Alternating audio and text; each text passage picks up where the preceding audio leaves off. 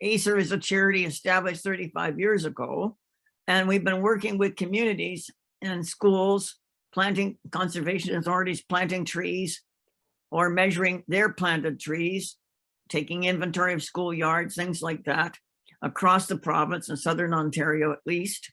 And we are attempting to help everyone understand the growth of trees, the health of trees, why they're important for ecosystem services, but basically how to hug a tree with a measuring tape. So we have data ongoing, cumulative, and compatible, so that others may add to the data by collecting locally. The very importantly then, how we've changed to address or customize our clients' needs is to look at what their parameters, mandates are. For example, schools, we took a look at that and what teachers wanted. So we put in after working with the Scientific Advisory Board of ACER, a suite of trees selected to indicate changes in climate. And so the same tree species were put in each schoolyard, over 60 schoolyards around the GHTA. And beginning in 2008, we've added now over 60 schools. Those maps are available. Each school has its own page on our website, so you'll be able to track what's been going on. It needs to be updated because we're waiting for the summer students to join us. But that's one program. Conservation authorities, we got money to plant 1,000 trees and do on 10% monitoring there, and so on. We've actually met different client needs.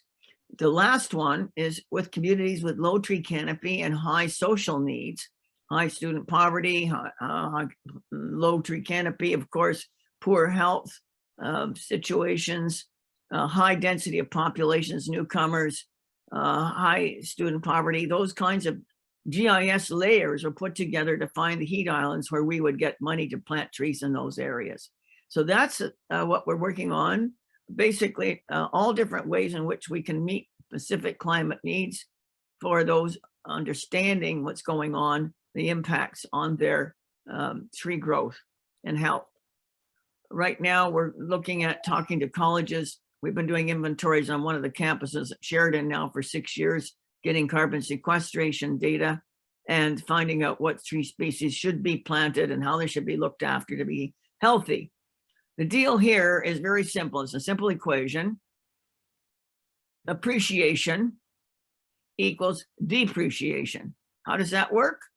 Trees appreciate if they're kept healthy over time as they grow and eventually age out anywhere from 50 to 250 or more years old. Whereas buildings start to depreciate, the built-in assets start to break down as soon as you put them up. So you're going, writing it off, as the auditors might say, or putting in depreciation as you would on a computer. Any built thing is going to deteriorate, depreciate over time. And so the deal is put more trees in the ground, keep them healthy, and write down the amount of carbon that's sequestered by those trees against what you're putting out as greenhouse gas emissions by your built environment. So that's the mission we're on now. So we're trying to get that message out for every schoolyard and every conservation authority, every institution, every municipality, that we can do this. It's not rocket science. It's persistence, patience, protocols, accuracy, all those good things.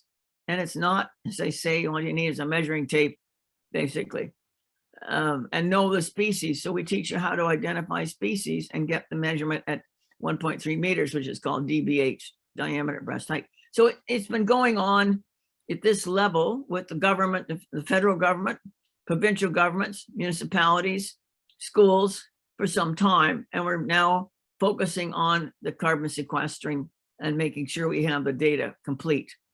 And then we can project what trees should be planted and what kind of carbon they would accumulate or sequester, store over time into the future.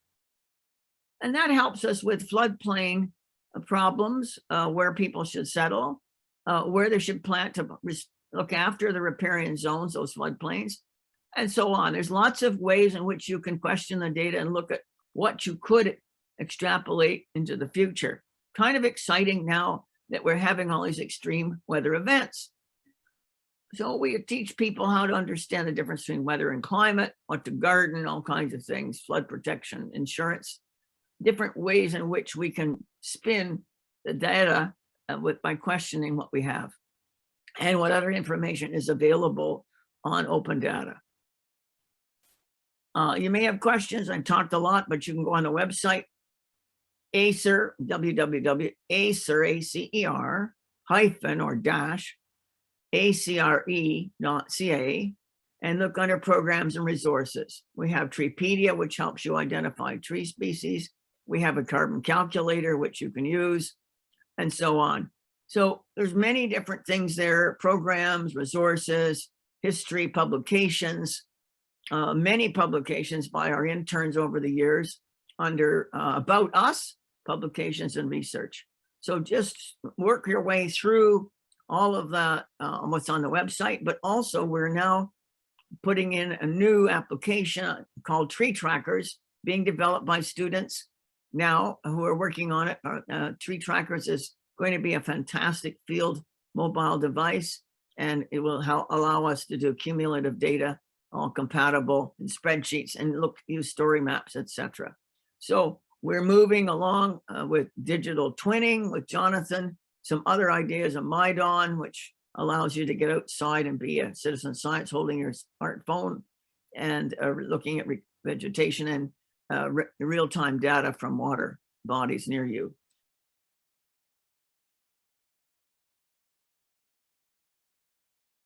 Thank you, everybody, for admitting our guest presentation today. We're very excited. I'm here alongside my intrepid summer students. And yeah, we're going to do a quick round of introductions, and then I'll share my screen on our story map, and there we'll go. So my name is Rafiq Saeed. I'm the GIS coordinator for the municipality of Brighton. Over the course of my employment here over the past 3 years, I've been essentially capturing a whole bunch of data for the municipality to make meaningful and informed decisions. And my interests are very much aligned with everybody's here. I'm all about, saving the world one day at a time. And without further ado, I'll turn it over to Jessica. Hi, I'm Jess Livingstone, and I'm one of the summer students here at the municipality of Brighton. I'm currently at Fleming College in Lindsay for ecological restoration, and I'm hoping in the future to get into some sort of conservation work or wetland management of some kind. I'll pass it to Aaron. Hi, I'm Aaron Moorhead. I'm also one of the GIS summer students here. I also go to Fleming College with Jess, but I'm in a forestry technician program. Yeah, I want to get into forest management after something in that section.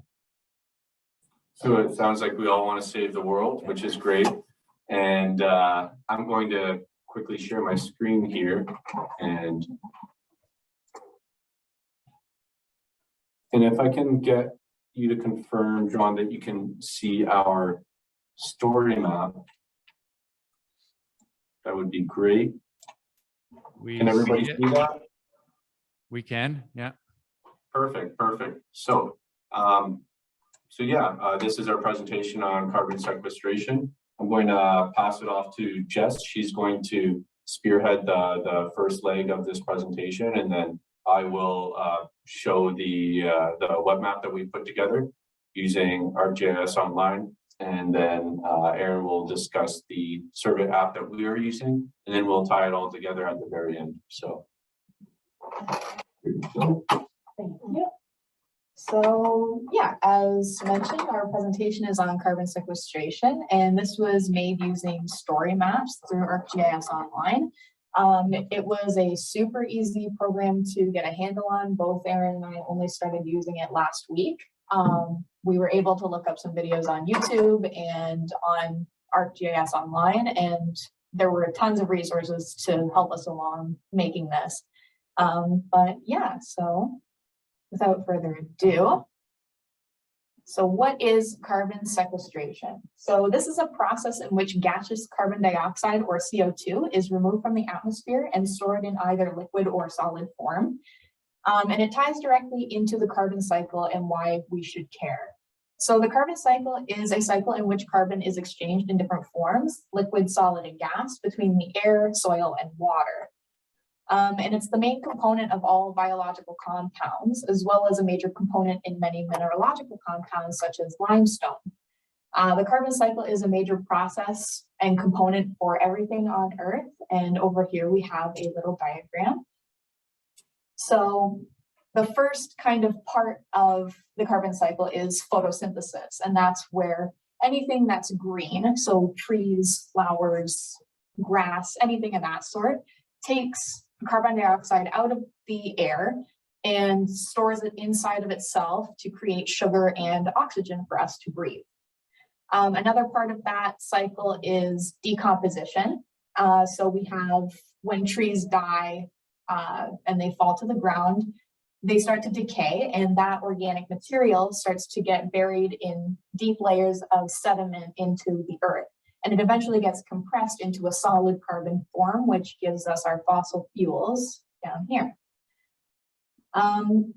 Another part of that cycle is combustion, where a solid form of carbon is burned, or a liquid form of carbon is burned in our vehicles through gas, or in a factory through coal. So once it's burned, the carbon is released into the atmosphere in a gaseous state, and then we kind of have this whole cycle continuing. But the reason we need to care is because humans are overloading the system with these factory emissions and with our vehicle emissions. So the cycle is kind of imbalanced right now. And we need to care because rising CO2 levels means warmer average temperatures, warmer annual average temperatures in the world. And these rising temperatures can lead to a ton of increased challenges for not only humans, but for our ecological ecosystems as well. So a rising temperature and climate change can be directly linked to atmospheric CO2 levels. Rising temperatures can lead to a lot of problems for a lot of organisms on Earth, including habitat loss and habitat displacement. So our organisms are being forced out of their own area of living, and they're being pushed into a new area where new predators may be or food source may be scarce. And that's not good for them.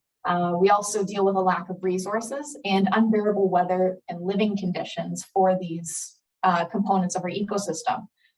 For example, warming water temperatures are greatly impacting these little guys, the Chinook salmon, because they need a cold area for spawning and to find food. But as the global temperature increases, the water temperature also increases. So they're getting pushed out of their original habitat because they need to find colder water for their needs. But they're having an issue doing that because as our temperatures increase, all the water temperature increases around them.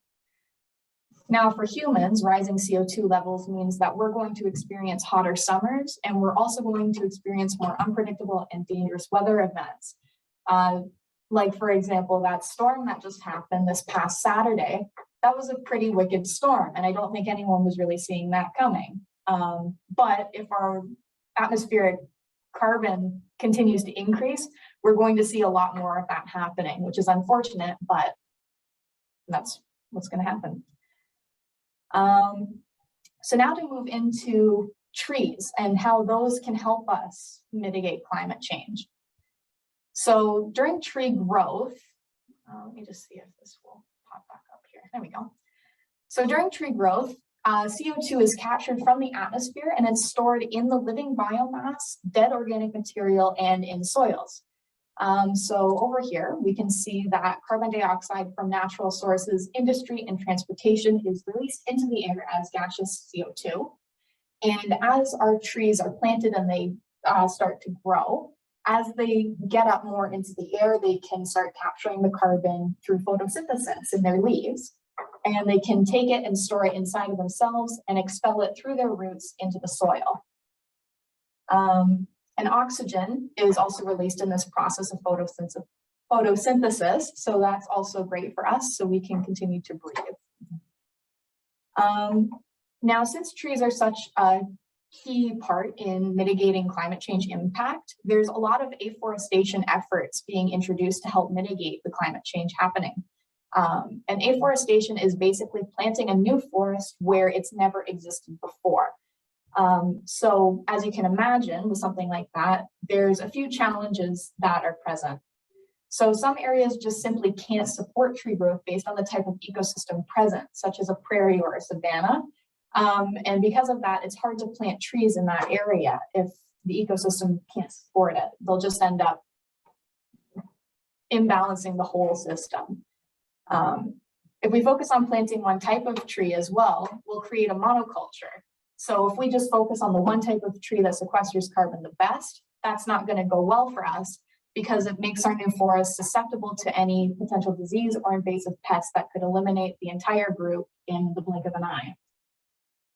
Replanting trees affected by potential disease or invasive pests can also be very expensive and time consuming, but they are still good initiatives at the end of the day. And that is because carbon is sequestered by trees through the process of photosynthesis. So carbon in the atmosphere is taken into the tree leaves and turned into sugars during photosynthesis. So the tree will create sugar for itself to grow as its food, and it releases oxygen for us to breathe. These sugars that they create are stored in the biomass of the trees, such as the trunks, branches, and roots. So some effective trees for sequestering carbon are as follows, and all trees do sequester carbon in some sort of way, but there's some species that are a bit better at it than others. And there's certain factors that play into that. So trees with broad leaves, like oaks, beech trees, or any tree with a compound leaf. So one stalk with a lot of leaves on one stem, basically. They have more surface area to catch more CO2 on the leaf surface, so they can produce more photosynthesis. We also have fast growing trees like maples, poplars, and aspens. If we have trees that grow really fast, that means as soon as we plant them, they can shoot right up and start taking a whole bunch of carbon into their leaves. We also have legume trees, and they're also called nitrogen fixers. So for example, we have locusts. And what that means is these type of trees have nitrogen fixing bacteria that grow on their root systems, and they can create their own nitrogen through the soil and excel their growth. So they can outcompete a lot of species in one area and fix a lot of carbon. We also have conifers like spruce, pines, cedar, and the evergreen trees. And conifers aren't the best at taking in a lot of carbon all at once, but they photosynthesize all year round, and they live for a really long time, so they're more of a slow and steady wins the race approach. Now we have this tool here. It's called the Acer Carbon Calculator, and this tool allows you to calculate how much carbon can be sequestered based on the type of tree it is and the DBH, or diameter at rest height. So for example, if we picked an eastern red cedar and we put in a diameter there, you can hit go, and it'll tell us exactly how much carbon it is able to store. So an eastern red cedar with a DBH of 26.5 centimeters can store 82 kilograms of carbon. And it gives you all the details of how much in the wood, the bark, the foliage, branches, and all sorts of stuff. So this tool is really great for deciding what type of trees that we want to plant in terms of planting new trees for afforestation projects and stuff like that. So yeah. Now we're going to speak more specifically to Coburn. So we have a web map here, and I'm going to hand it off to Rafiq to explain all the details of the web map for you guys. Thank you, Jessica. That was excellent. You're obviously well informed in the subject matter, so great job. Thank you for putting that together. What we wanted to do here was, since we're working with Sustainable Coburn, we wanted to capture some data or gather some data for the town of Coburn. So the GIS coordinator of the town of Coburn, Melanie Chatton, shared a subset of the street and park tree data. And what we did was we brought that into an ArcGIS Online web map, which the two students put together. And it was pretty straightforward. There's a few more steps than scribble maps to assemble something like this, but there's a lot of online resources, there's YouTube videos, and ArcGIS Online has a lot of literature to walk everybody through this kind of stuff. YouTube was probably the best resource just because it provides a nice visual all throughout. But yeah, essentially what we did was we calculated the amount of trees in Coburg's area, downtown area, that sequester carbon more effectively. And Coburg's doing great in terms of, their data. Approximately 72% of the street and park trees include those that are more effective at sequestering carbon than others. And again, it's just because a tree is less effective at sequestering carbon doesn't mean that it's a bad tree by any means. All trees are good trees, just some are more effective at sequestering carbon than others. So with this web map, it's embedded into our story map, obviously, and it's neat. It's interactive. You can zoom in and out. Any of the data points that are symbolized gray are the trees that are less effective at sequestering carbon. Anything with a color is more effective at sequestering carbon, and there are scale dependent labels, so you can zoom in and see which trees are associated or to which dot. There is a legend here. It is a massive legend, so we did make we did symbolize the data differently with duplicates of this layer that I'll get to here shortly. These web maps that are embedded in story maps are great, but they are limited. We can't toggle between certain layers within this map. So what I'll do is I'll go to our more dynamic map. So the full web map includes duplicates of the same information that can be visualized differently, and it also includes additional functionality. For example, there are data charts, various map tools, etc. We have a question. Okay.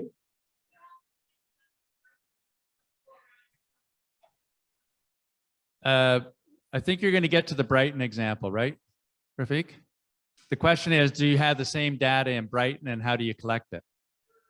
So we're getting to that because we just started collecting our tree inventory this summer. We do not have a full data set. So that's where we went and captured the tree data or gathered the data from the town of Coburg GIS coordinator. Now that said, what we want to do and what we plan to do is to recreate this entire presentation for the town of Brighton, for the municipality of Brighton, once we have our complete tree inventory that will follow later this summer. And we'll create another web map that includes not only the tree data, but also soil survey information, so it can kind of go hand in hand with agriculture. So yeah, so the short answer is no, we don't have this for Brighton right now, but yes, we are working towards that, and we'll have that available later this summer.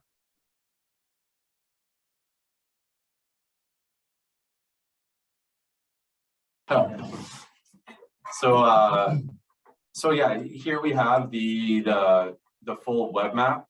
When the web map is embedded into survey or into story maps, we cannot toggle these layers on and off.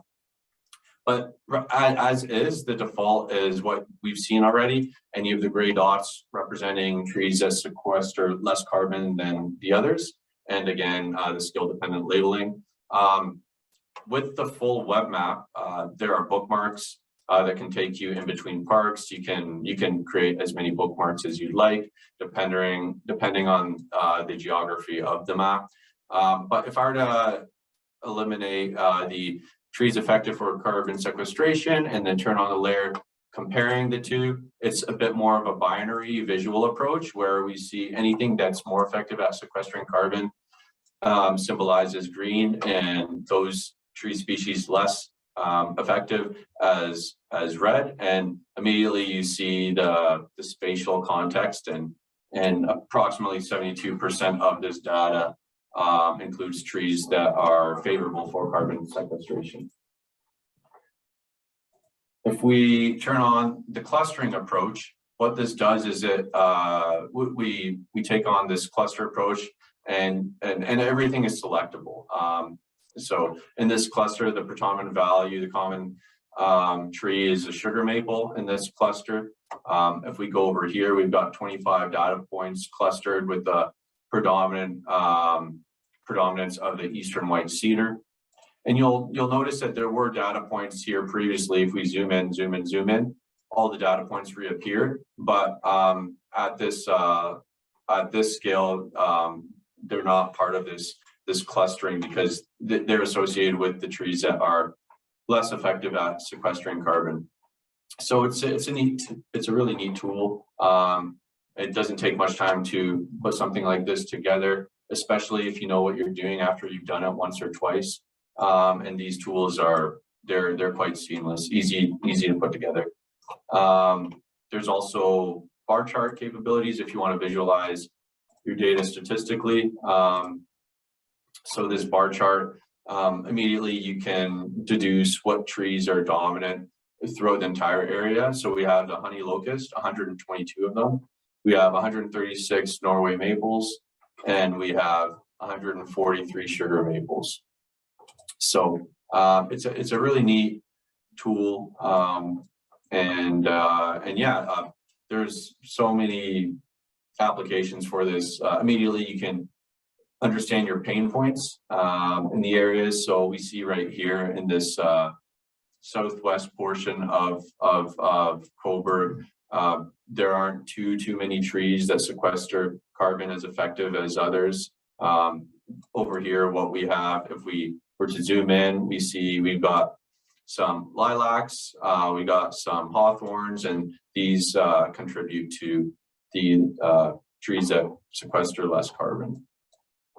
There are other map tools as well, measuring tools, directions, getting accurate location information for your lat long, and you can adjust the units from XY to UTM, so on and so forth. And yeah, if I were to toggle back to our original layer, everything is selectable. So if we were to zoom in and select a data point that was picked up by a GPS unit or otherwise, here are the attribute details. We have the common name, we have the height and feet, we have the location, and so on.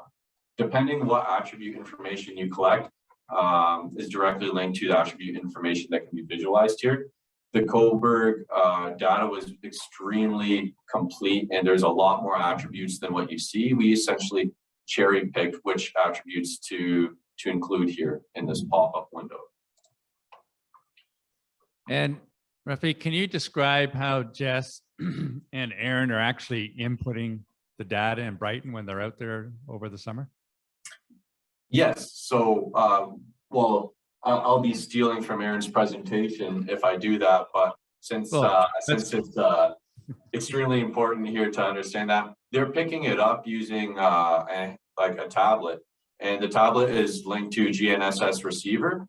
And so when they pick up the data point using survey 1, 2, 3, they're picking up all the various attributes. So they do have a tape measure out there with them to measure the DBH and the drip line, and yeah, they're doing a great job. Unfortunately, we don't have a full data set to include in the Brighton example just yet, and thankfully Coburg was willing to share a subset of their street and park tree data. For the record, this is just a subset of Coburg's data. They've got 4, 5, 6 times the amount of data points than depicted here. So we've got about 3 minutes before lunch. So let's give Aaron, no pressure, Aaron. We might need 4 minutes. I hope that's okay. Go for it. Go for it. Okay, so I'm going to pass it off to Aaron. He's going to communicate what Brighton is doing, and this is where you can visualize a survey. Yeah, so this is our surveying app. We're using Survey 1, 2, 3. So what me and Jess do, we go out and we basically, it's just like a big stick we take out, and it's got GPS on the top, and the GPS connects right to the tablet. And we go out to parks and stuff. We go right to the base of a tree, shoot, and then we put in the species, the diameter, tree drip line, evidence of stress. We can fill out which kind of stress it is. Yeah, so it's a really easy app. Anyone can download it on their mobile device or tablet. Yeah, it's super simple. Captures information like I just touched on, the tree type, tree species, location, tree diameter, drip line, and indicators of stress. Yeah, so capturing this information, such as the stress indicators, it's good because it provides insight on the overall tree health, and that enables decision makers to develop budgets and policies as necessary for the municipality. So such an app is capable of capturing meaningful information. So if we go to a tree and we have additional comments or anything, there's a comment section right here that we can like fill in. And we can also take pictures of trees and take pictures of splits or any dangers that happen with the tree. So yeah, that's how we go out and collect trees. It's a super simple survey that we use, and that's how we're doing our urban tree data collection program. So I'm gonna hand it back to Jess to talk about the plans and program. So yeah, Aaron, that's great. So you said that an app can be downloaded, or is it something that is only available to you as employees of the town of Brighton? So I created the app, and so it's to create the app, depending if you want to have auto calculations and such, it's not too complicated, but as long as you read up on the resources ArcGIS Online provides, it's simple in that regard. Once you build a couple of the apps, they're quite simple to recreate and for various other assets. But that said, the app can be public facing, meaning anybody can collect data for you. We're collecting the data for the municipality of Brighton, and then we'll create a web app, and perhaps we'll develop a public facing web map to show all of this information. But ultimately it is for asset management. And if we do want to share the app, we can create another app for the common user, but the accuracy would be limited to whatever device they're capturing the data. At the end of the day, you don't need centimeter or millimeter level accuracy to pick up trees. 2-3 meters is fine, especially because trees can be quite large. But yeah. Great. So do you want to wrap it up with this program? That's cool. Definitely. Yeah, so just to end us off here, I'll just speak quickly on the existing plans and programs that both Coburg and Brighton have in place right now for carbon sequestration and forest management. So the town of Coburg has a program where residents can donate and select a tree to be planted in one of Coburg's parks. The program increases the forest canopy as well as the amount of carbon that's being sequestered within the community. The municipality of Brighton has something similar called Adopt a Tree for both the urban and rural areas of the municipality. Residents can request a preferred type of tree species on the municipal website at no cost. And the program increases the forest canopy and increases the amount of carbon being sequestered within the community, similar to Coburg's program. And finally, the town of Coburg has implemented an urban forest management plan to run from 2018 to 2037. And the goal of this plan is to ensure a healthy, sustainable urban forest that contributes to the economic, environmental, and social vitality of the town. Brighton is trying to implement something similar, but we're just not at that stage yet. And yeah, so that is the end of our presentation. Thank you very much for giving us your time, and I'll just pass it back to Rafik to end us off really quick. Just to echo Jess, thank you everybody for the time. This was an awesome special project for us, and we're happy that we can share all this information and how easy it is to put together something like this. Again, Jess and Aaron learned how to use these tools just last week, and yeah, so thank you, Jonathan, and thank you everybody. I hope you enjoy the rest of your day, and best of luck. Well, thanks. That was great. And maybe what we could do is interview Jess and Aaron once at the end of the summer and then pull that interview into the Google folder. And then we'll be able to use that in the fall with other activities to follow up using these tools. Thanks. Thanks. That's great. You're welcome and enjoy lunch, everybody. Have a great day. Bye for now. Let me know if you were able to get to those steps. right. Okay, we have a couple that have not gotten that far. So if you can just Yep. slowly tell us filters. Yeah, so top right-hand corner, Yep. and we go And then to we have add filters. tool type Is is, oh, value, not Value. attribute, or unique is value. Oh, Yep, no, go to unique. Okay. And then Catholic, Catholic for one, and then public for the public other, for the other. and then we'll then- save. Can you just keep that on the screen for a second so they can see that? And then once you have it, guys, just give me a thumbs up and then I know that we're ready to move on.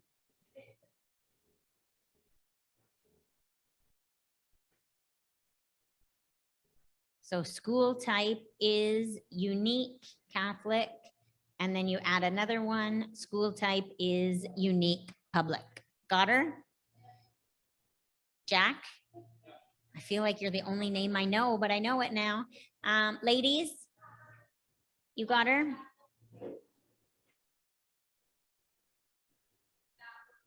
And then how about you guys, team one? All right, we're good. We're with you. Okay, Thank you. so let's save those filters right there. And then on the right-hand side, you'll see they're checked off. You have match any, you got school type is Catholic, the school type is public. So when we click on the check mark next to Catholic, as you can see right here, that's showing all the Catholic schools. Okay. And then let's uncheck that. And let's just check the public one now. These are all the public schools. It almost looks like there's more Catholic than there is public. Well, we can take a look. You see where it says list import? Yeah. That's all the schools we have. So 4,886. And again, I don't know how accurate that is. This is from my list that I pulled in. All good. We can tell if we click on either one of these, the Catholic or the public, it will reflect the number in that folder as well. So by doing that, why didn't you tell me that's a good challenge? What do we have more of, Catholic or public schools? Can you maybe give me the number as well?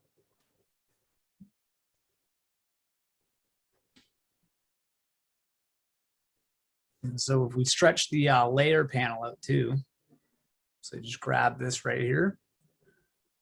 So right now I have 400 or 4,886. But if I hit a check mark next to one of those filters, it's going to change the number in that main folder. Did anybody find which is, how many Catholics are there? How many? 1661. And how many publics? Anybody over here get that? Team 1 or 4?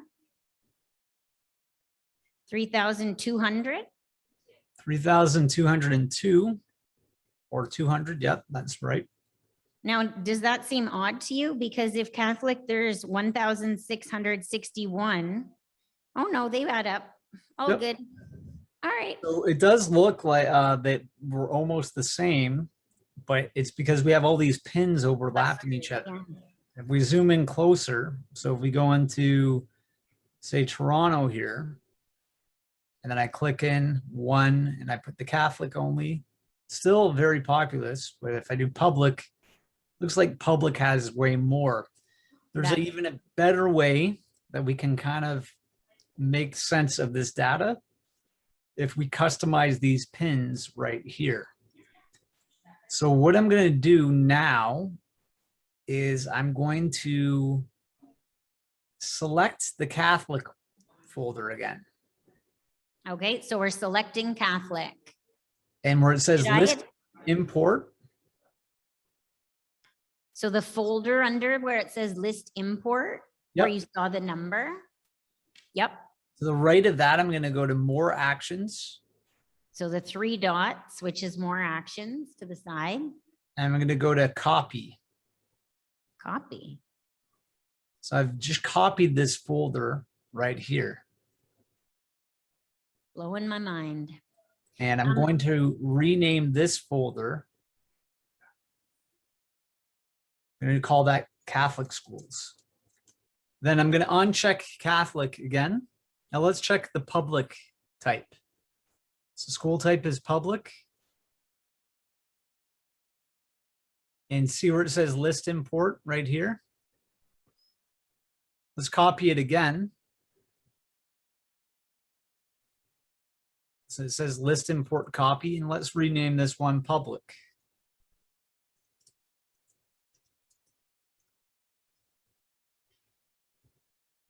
And then uncheck.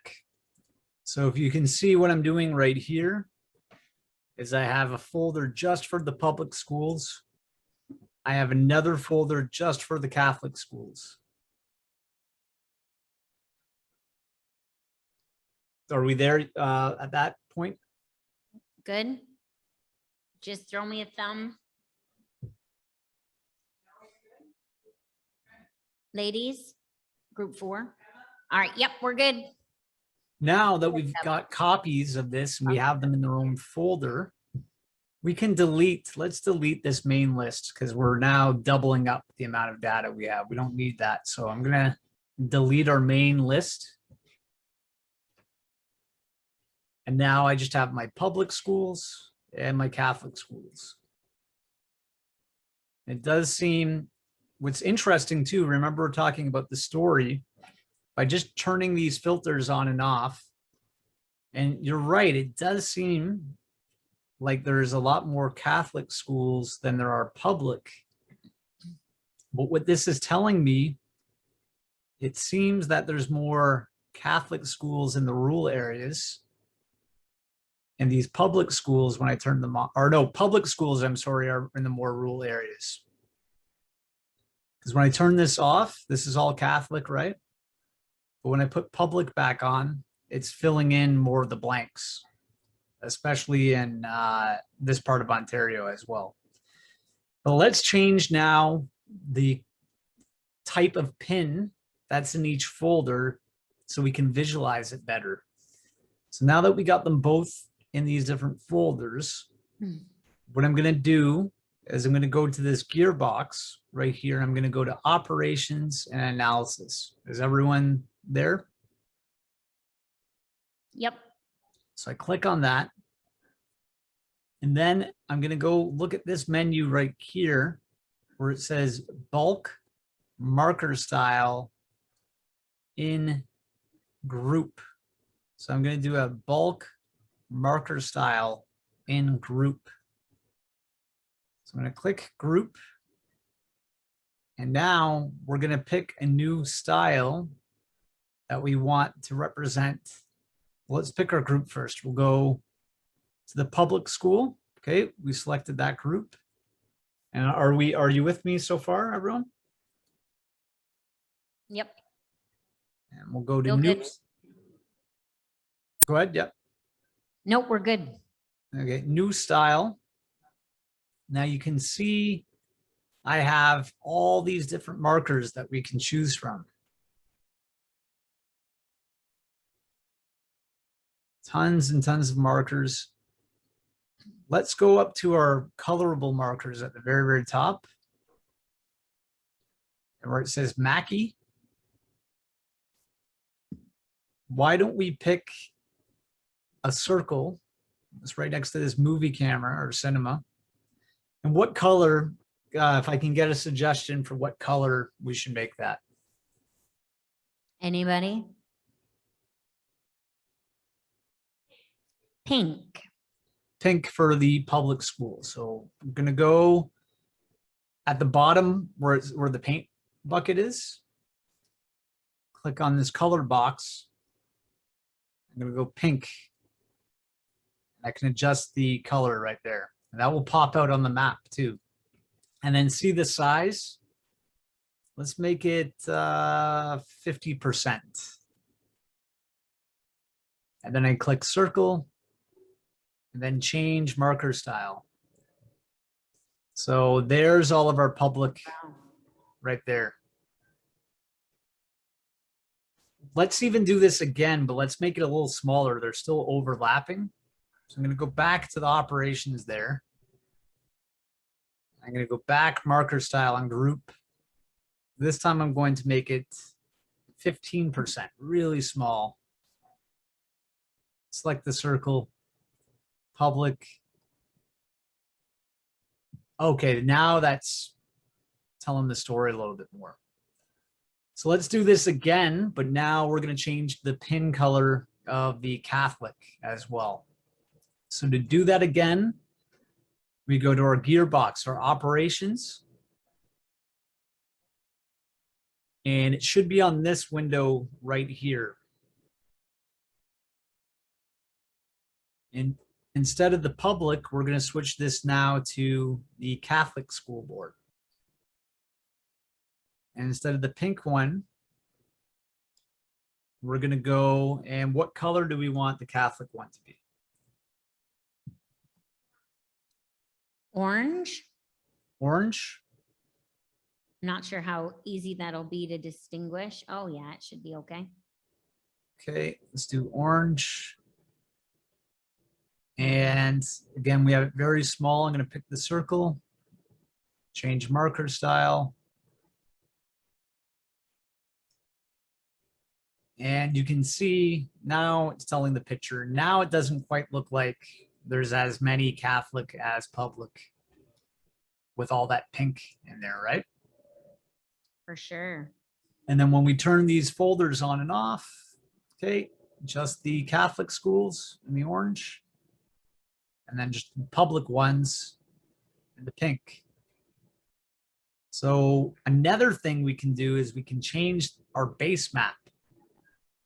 You can go to custom here, and I can make it black and white if I want to, or I can invert the colors. And we can play around with that. You can make this, in fact, I'll let you pick whatever color you want this base map to be. You can make it red, you can make it green, blue. Keep in mind though, what we're gonna try to do is make this imagery pop. So I like to go to black and white. And then there's other things that we have here that I can take away. For instance, labels. Do you see how we have the labels of the different cities and the points of interest? Well, we don't need to know where the highway is. We don't need to know where the McDonald's is and things like that. So I'm going to take the points of interest labels away. Now that clears up a little bit more information. I'm going to also take the landscape labels away. This is going to like parks and like a Algonquin Park. We don't need to know the name of that. I'm just going to take that away. I'm also going to take the geometry. So this is the, not the labels, but the physical aspects. I'm going to take those elements away. We don't need to know, again, where the McDonald's is. So clear that up. We don't need to know where the landscape is. I'll take that off. Let's take the transit off as well. And for the, the labels for transit, I'm going to take that away as well. And there we go. Now you can see the map is a little bit more cleaner. Does that make sense? Yeah. More information. Now, what we could do for each team captain, what you can do is you can put, why don't you use the search bar in the top left-hand corner and put in maybe your address, your friend's address, an address of a location like the CN Tower here in Toronto, or maybe your school or the shopping mall, why don't you put that in the top left-hand corner? I'm going to put the CN Tower for myself, Sure. Sure. but don't do the, I'm using the CN Tower, which means you have to pick something else. You got to pick, be creative with it. And I'm adding a marker. So if you're looking for the ENSS address, it's 71 Dundas Street. Thank you. In Brighton with the postal code KOK 1HO. You'll see if it already has it in there. So 71, it was what was it again? 71. Dundas Street.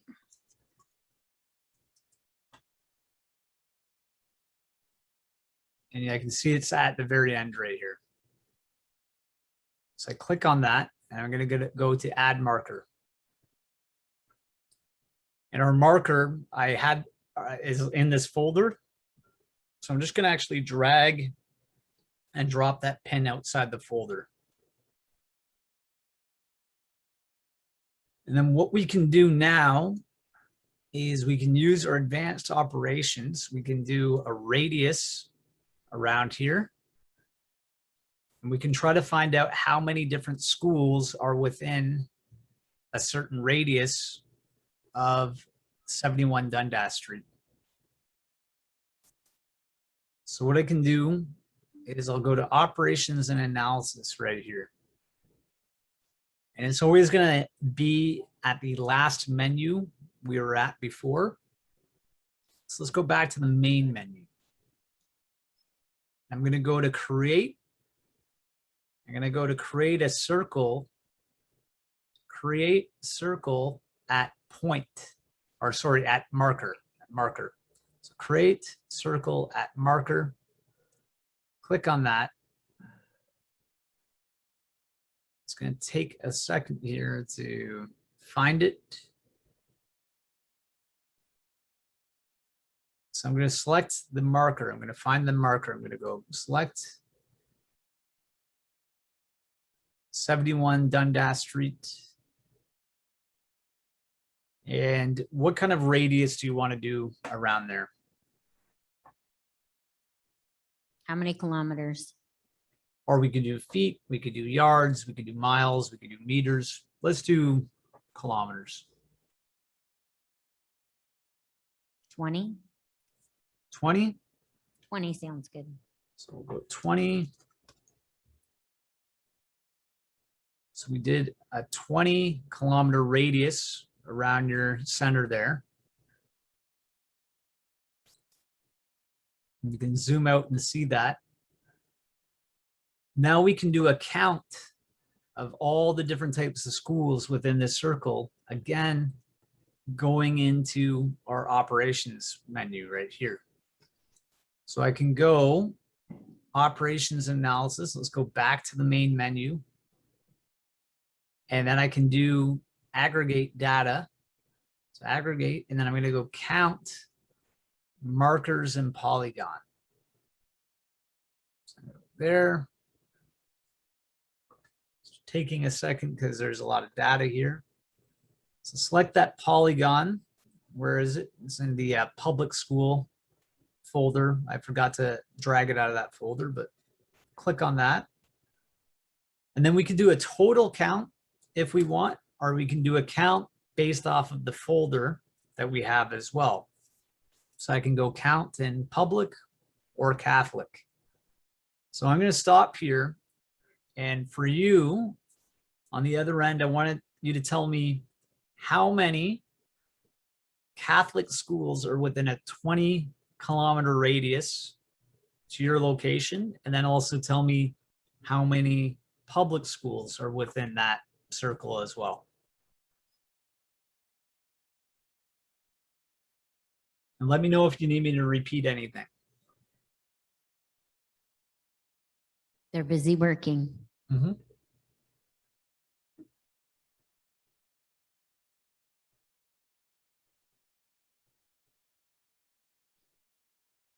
How many people have this circle? Okay. I'm gonna go help. I could repeat because there was a lot of steps there as well.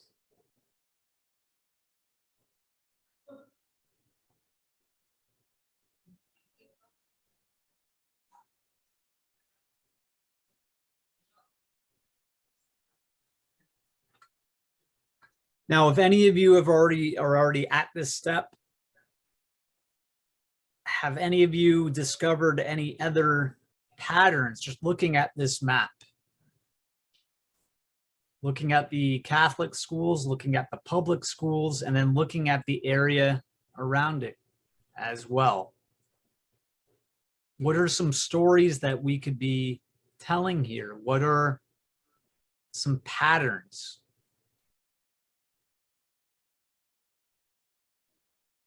Is there a lot of schools near Rice Lake? Is there a lot of schools near the waterfront? Is there a lot of schools near the highways? You don't see, when I look around here, any schools that are not on main roads. They're all pretty much on main roads as well. What's another thing that we have here? Where do you see the majority of schools? Obviously, in a big city like Toronto, we have a lot near Lake Ontario as well, and where the water is. Why do we have so many near where the water is and not so much, say, in this area? Population is one reason, but also what did we have before we had roads? How did people get around? How did people get to our cities and our towns? Well, the highways used to be the lakes right here. So it makes sense naturally for the schools in the populous areas to be close to the body of water as well.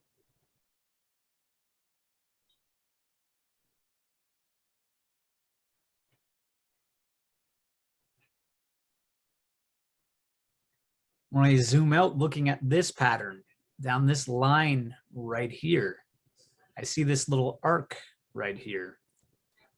Why is there a whole bunch of schools along this arc right here? Let's take a closer look. I think that's because that's where the major highway is as well. You have Highway 11 that goes here, and then you have all the schools that follow along as well. And that's also the Trans-Canada Highway. So that makes sense.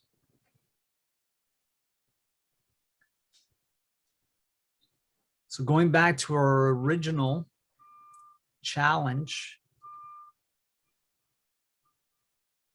were you able to tell me how many schools or public schools are within this circle and how many Catholic ones are within the circle? Okay, we have a question for you. Yep. So when we go to do the operations and analysis. Yep. And it is, it comes up to create the circle. Yep. It says multiple. Do we keep multiple checked or unchecked?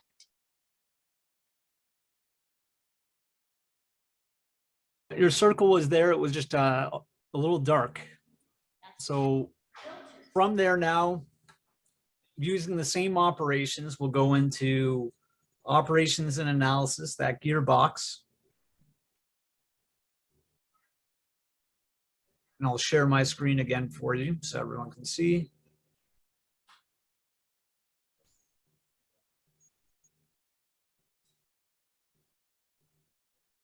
And I'm going to operations here. And we're going to go to aggregate data, and we're going to go count the markers in the polygon. So we're going to click on that.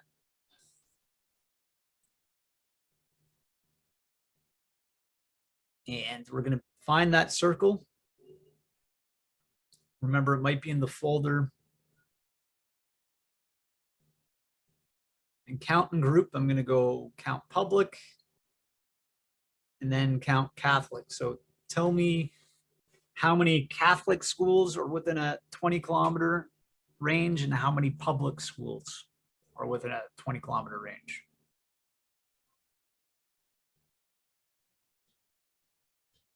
And then when we're doing this, also think of other challenges or other ways we can analyze this data using some of these types of tools as well. Do we want to go over it again, how you find and have it calculate it itself? Yep. Rather than going in and counting all the dots, you can use that operators and analysis. Go to aggregate data and then count markers in Polygon. So we'll go markers and Polygon. So we have our map right here. And we're going to go to aggregate data. So this gearbox right here. And if you're at this menu, yeah, you see something like this, just go to back to main menu. And then aggregate data, count. We're going to do markers and Polygon. Select the polygon, which is the circle. So it's a polygon shape. And then we're going to count public, and then we're going to count Catholic. Has anybody been able to tell me how many Catholic schools are within a 20-kilometer radius to that pin? 7 Catholic. Okay, and you got 72, but you have a marker in Hamilton, you said? That's why. So that'll be a much denser area. So there's a lot more schools in a smaller radius, I suspect. 72. Wow. And then what about for public? So you had 7 for, Sorry? I have 18 18. within 71. And then 3. with Catholic, or that's public. And then I have 7, yep. And then you guys got same numbers? We just came up with this assignment right now. We improvised it. You all get A pluses. See? Put that in your quad 4 mark book.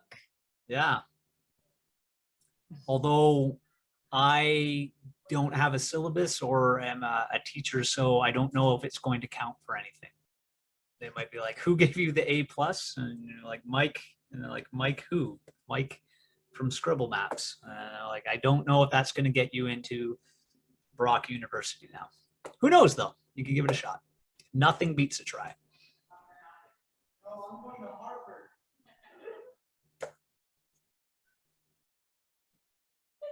You guys good over there?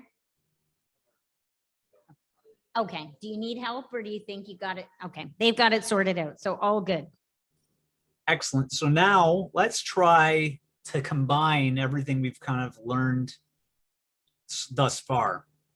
So what I'd like you to do now, keep your circle the way you have it, but let's put in a new filter, and you can base this filter off of any attribute. So we're going to we could do first language is not English, first language is English, identified as gifted, children who live in low income, percentage who are new to Canada.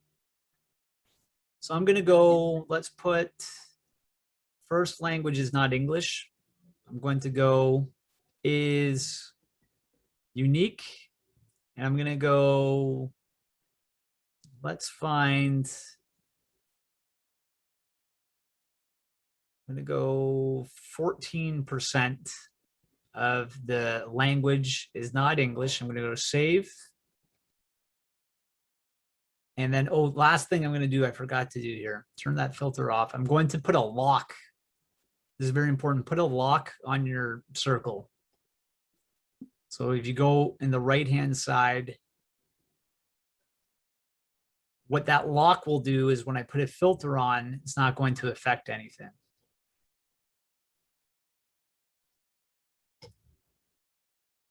And I can see that 14% of people whose language is not English,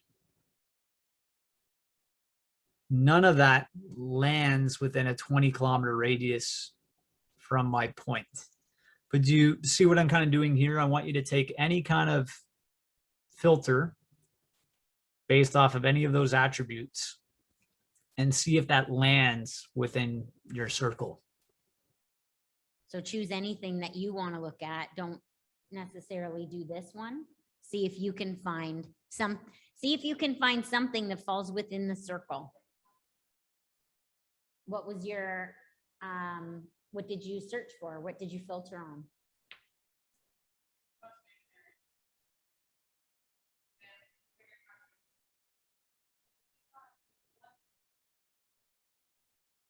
One, what's right? Okay. Okay, and did you do the same thing about, okay. Okay, so we do have a group that did the same search as you, and they had one school that popped up in Waterdown. They were the school Oh, cool. that had their dot was in Hamilton, or their circle. So you had within your 20 kilometers, you have a school that has, what we say, 14% of the students at that school, language or English is not their first language. Now, is there a high immigration, a lot of newcomers to Canada and around that area? Is it a very diverse part of the city? Honestly, I would have suspected that Waterdown would not be. It's kind of a rural population, so I don't know. It must perhaps have some influx of people, but I don't know. I had the girl I lived in university with was from Waterdown, and that's my only frame of reference. Okay. I didn't think it was a diverse population, but that area has grown a lot. So there you go. We're learning something right now. Now I'm sure if we put that up to 50%, in fact, I'm curious right now, I'm going to go and put this filter, and we're not going to ignore the circle right now. And if you can beat me to it, let's go to the highest percentage of where English isn't the first language and try to find out where on the map that is, and see if you can beat me to that as well. So I'm going to go to add filter. Going to go add condition. Going to go down. I'm going to go language is not English. Is, and I'm going to go unique again. Let's go. What's the highest percentage point we have here? Well, it could be 100. I don't think you'd find anything there. We might not. Well, if it is unique, that there is a school that has 100%. Well, yeah, a French school may. Maybe. Let's take a look. So I'm going to go save. I'm zooming out. I don't even, oh, up near Ottawa. So I think you're kind of correct, because what's near Ottawa? What's right across the border here? Quebec. Quebec. So we have 7 Catholic schools and 1 public school. Let's click on one of the pins as well. Just doing a time check, Mike. Well, I'm going to bring the rest of the group back to the lecture hall here in 2 minutes. And then we'll debrief, and then they're off on the bus. Perfect. 1:30. And you are right with this, the 100% part that we're seeing, they're French language schools. And they're all near Montreal. And they're also, the majority of them, Catholic as well. Now, for my history students, would anyone know why there would be more Catholic schools that are also French schools as well? I don't know if you've covered that in history. Does anyone know?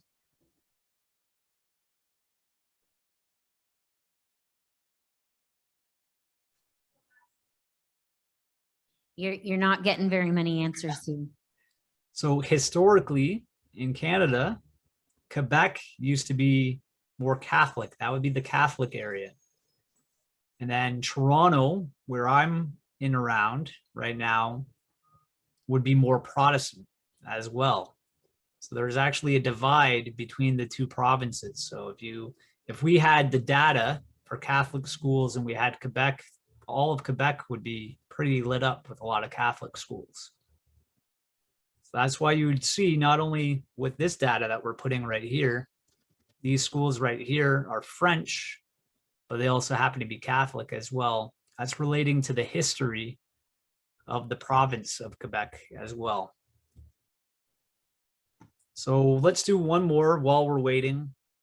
And you pick anything you want and you tell me what area has the most of those attributes. So it can be the gifted, it can be lower income.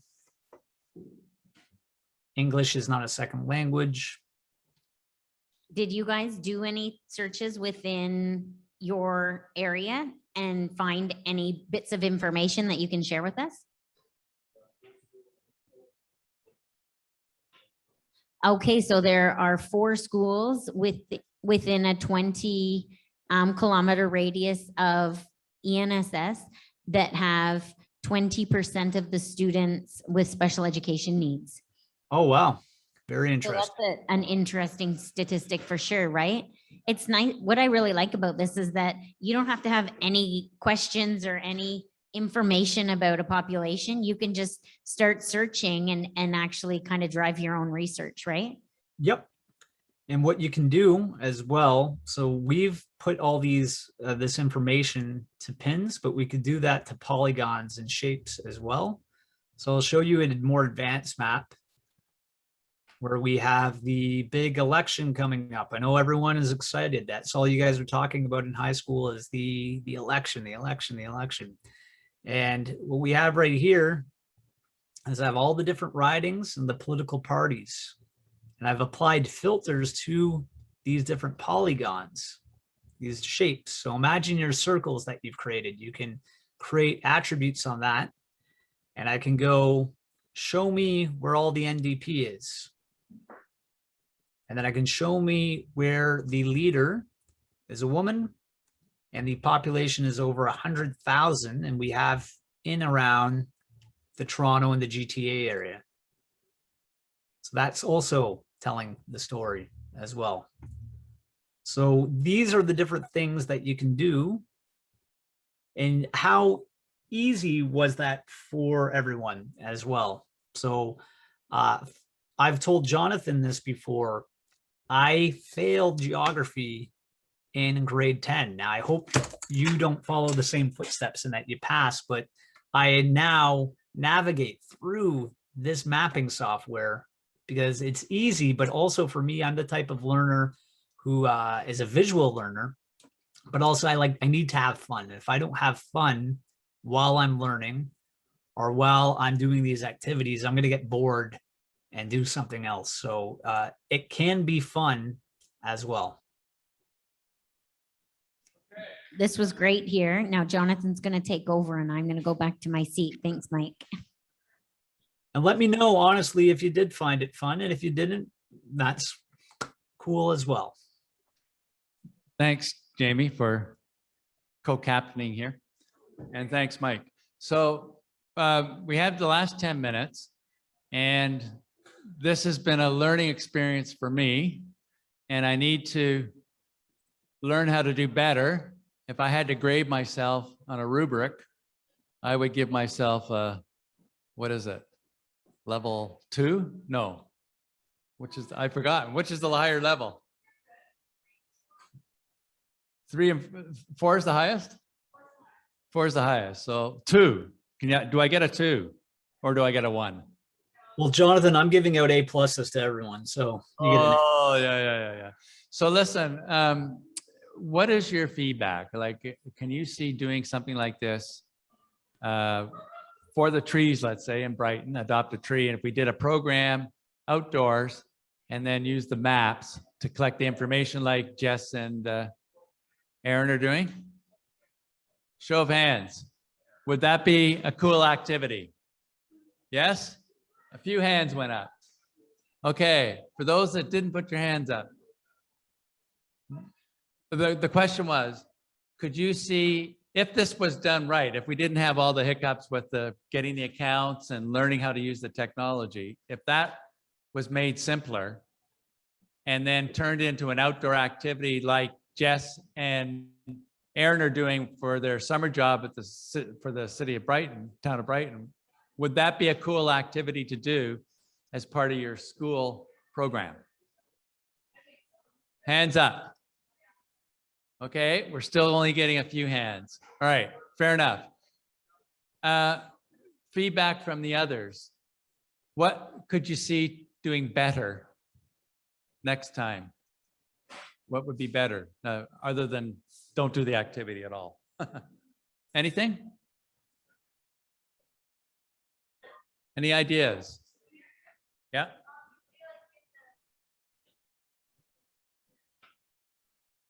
Get the links figured out.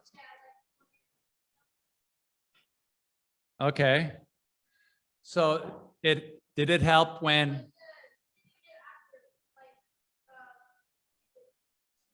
Oh yeah, it was on the screen. So have that set up ahead of time. Yeah, links in Google Drive. Right? Okay, anything else? That's good. Any other suggestions?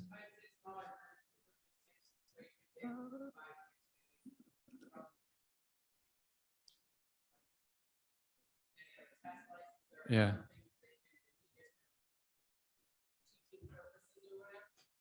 Yeah, so max 3.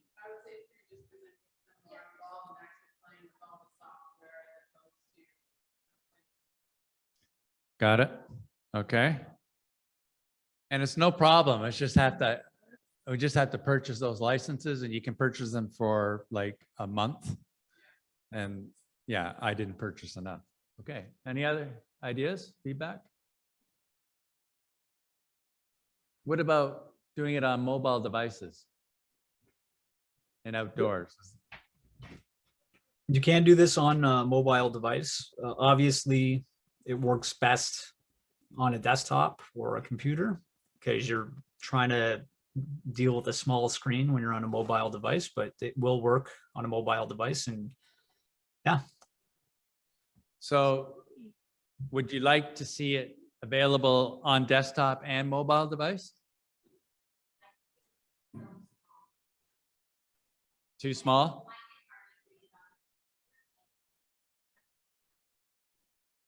Okay. What about the, Aaron showed the app where they were out in the field putting information in that.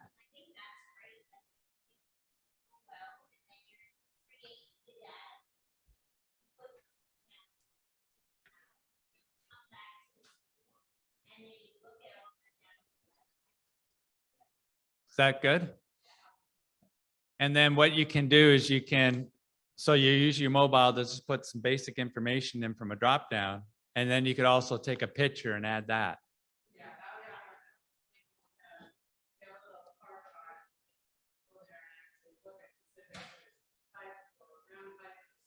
Yeah.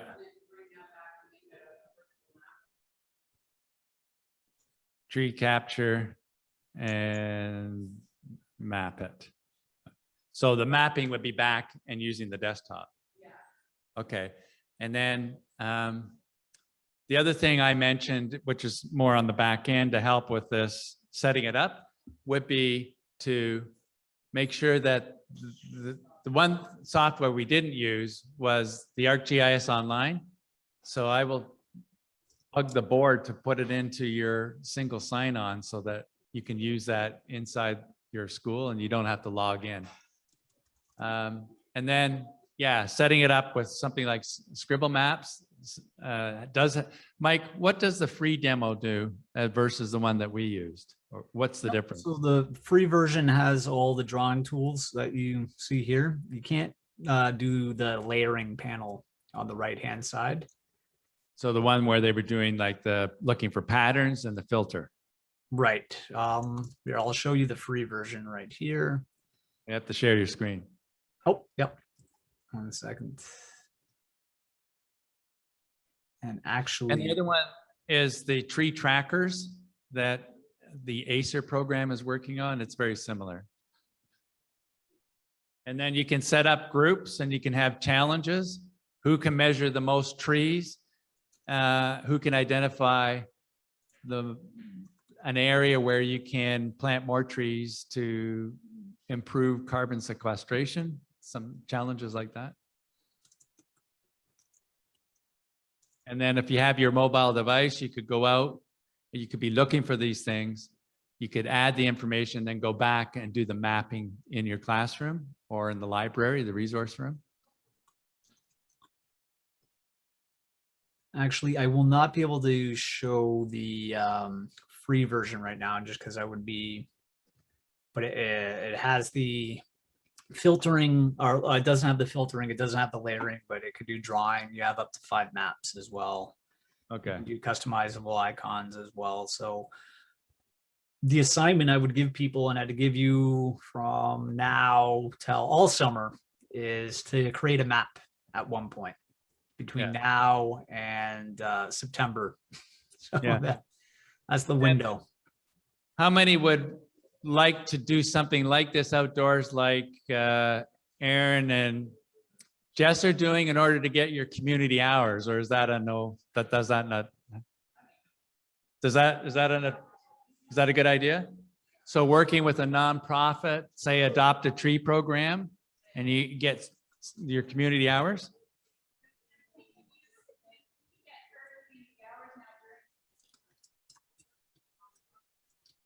Okay. Now, the other thing I had in mind is we would like to get more staff people coming in, and you'll see that, well, some of the teachers will see on June the 8th how that works. I tried to get a staff person in. They're just so overwhelmed, especially with all the trees that they have to deal with. So it was a bad time to do it. However, ideally what you would do is the nonprofit would help train the students with the skills. Then they could do co-op placements with the staff from the towns. And that way the town people would not have to teach you these skills. You would know the skills going into that job, that co-op placement, and it would be more useful. The second thing we want to do is then bring them out of their town jobs into the classroom to do what are called, how many are in a specialist high skills major here? A few? 2 or 3, right? So have you done your sector partner activity? You have? What did you do?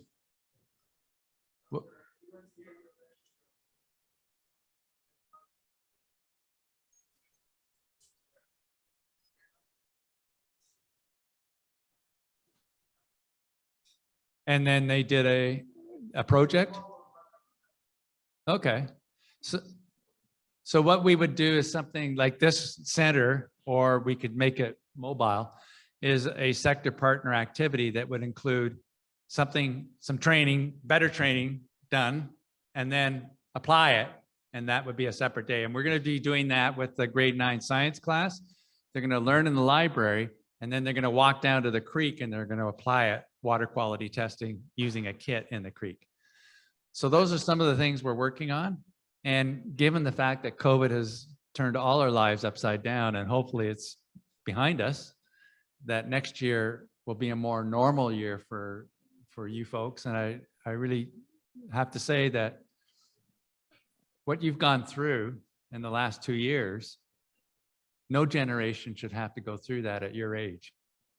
And so it's really up to us older adults to be able to figure out how we can make it better for you as you come up and fill our positions. So that's my mission. Thanks for coming. Thanks for being patient with us. And I have learned, and hopefully next time we do this activity, it'll be maybe a 3. Thank you, everybody.